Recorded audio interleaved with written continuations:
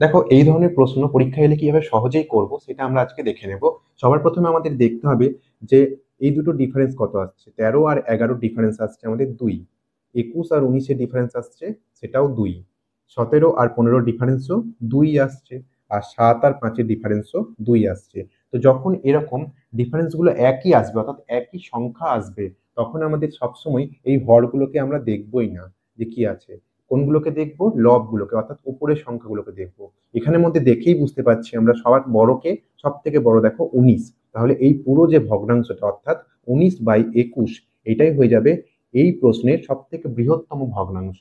আর যদি ক্ষুদ্রতম ভগ্নাংশ জানতে চাইতো, তাহলে এখানে দেখো 5, 15, 19, 11-র মধ্যে সব থেকে ছোট 5। তাহলে সেই ক্ষেত্রে আমাদের ক্ষুদ্রতম ভগ্নাংশ হয়ে যেত 5/7।